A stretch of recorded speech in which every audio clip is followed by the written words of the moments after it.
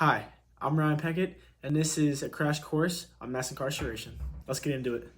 Mass incarceration is a term used to describe the high rate of incarceration in the United States.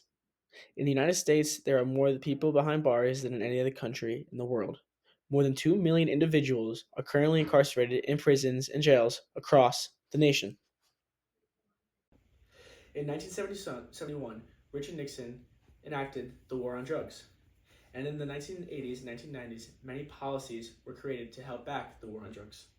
These policies consist of tough on crimes, mandatory minimum sentences, and this three-strike law, which led to increase of massive incarceration of individuals inside prison systems. These policies raised incarceration tremendously. In 1971, the prison population was 196,000.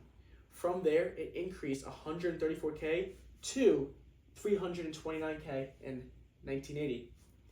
From there, a huge spike took place, and in 1990, 771,000 people were incarcerated in prisons in the United States alone. In the 1980s, Congress passed an act that mandated longer prison sentences for drug offenses, regardless of the severity of the crime. In the 1990s, the three strike policy that if a person violates any serious crime, also known as the seven deadly sins, then you would automatically serve a life sentence. This relates to the racial disparities and how they affect these policies. People of color are statistically at a disadvantage by these policies because they are more likely to be arrested, found guilty, and even given lengthier prison sentences for drug offenses. For the last 5 decades, policies have taken a turn for the worst, separating families, communities, and destroying futures. The United States now holds nearly 25% of the world's incarcerated population, despite only having 5% of the global population.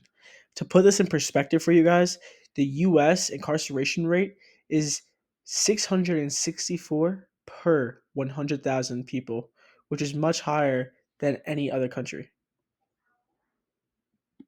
Many people see the war on drugs as a law that saved the United States, but I see it as a law that divided the nation in two and has done little to reduce the drug issue. It has led to overcrowding prisons and people of color being punished unfairly.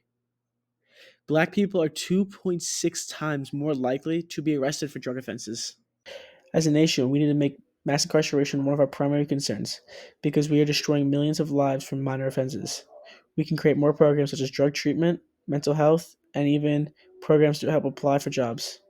According to the Department of Defense, research shows that inmates who participate in correctional education programs have a 43% lower odds of returning to prison than those who do not, and that every dollar spent on a prison education saves $4 to $5 on the cost of reincarnation.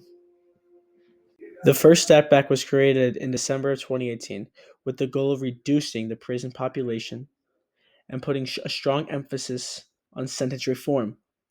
This act would primarily target drug offenses and early release for certain inmates.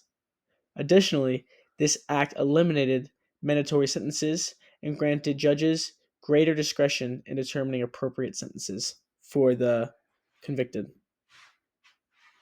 Though sentence reform might seem like the simple fix, it's not just up to the justice system to fix itself. We as a society need to help one another to strengthen our nation and eliminate drugs overall, and give the people the second chance they deserve. We need to allow these people to reconnect with their communities, rebuild their lives.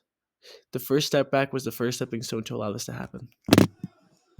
The effects of mass incarceration extend well beyond the walls of the prison system and become embedded in the foundation of this country. Families, communities, and entire generations are impacted. Long-term incarceration causes people to lose their ties to their homes, loved ones, and sense of purpose. Many people are imprisoned for non-violent crimes like drug possession and small-time theft, which are frequently signs of more serious social problems like lack of education, poverty, and untreated addiction. Instead of being imprisoned and forgotten, these people need to be given the opportunity to reconnect into their society. Thank you guys so much for watching my crash course on mass incarceration. I hope you guys enjoyed the videos, and the credits will be in the description down below. Thank you guys.